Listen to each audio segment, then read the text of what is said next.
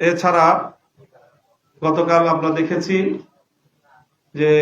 নারী অধিকার সংস্কার কমিশন কর্তৃক যেই প্রস্তাবনা তৈরি করা হয়েছে এবং সেটি ঐকমত্য কমিশনে উপস্থাপন করা হয়েছে। প্রধান উপদেষ্টা হেফাজতে ইসলাম বাংলাদেশ এই প্রস্তাবনাকে চরম ঘৃণা ভরে প্রত্যাখ্যান করছে এবং এই প্রস্তাবনা বাতিল করার দাবি, শুধু এই প্রস্তাবনাই বাতিল নয়, বরং এই ধরনের বিতর্কিত জঘন্য ইসলাম বিদ্বেষী ধর্মপ্রাণ মুসলমানদের সেই কমিশন বাতিল সহ প্রধান উপদেষ্টার অফিসিয়াল ভেরিফাইড ফেসবুক পেজ থেকে সেই প্রস্তাবনা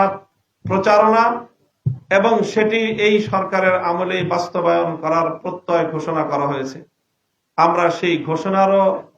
প্রত্যাহার দাবিতে আগামী ৩রা মে মহাসমাবেশ করব। যদি ৩ তারিখের আগে এই ঘোষণা প্রধান উপদেষ্টার কার্যালয় থেকে ঘোষণা প্রত্যাহার এবং নারী অধিকার কমিশনের প্রস্তাবনাকে প্রত্যাহার এবং এই ধরনের ধর্মকে কটাক্ষপূর্ণ, ইসলামকে কটাক্ষপূর্ণ এই প্রস্তাবনা দেওয়ার দায়ে এই কমিশনকে যদি বাতিল না করা হয়, পরবর্তী ৩ তারিখের ৩রা মে এর মহাসমাবেশ থেকে হেফাজতে ইসলাম বাংলাদেশ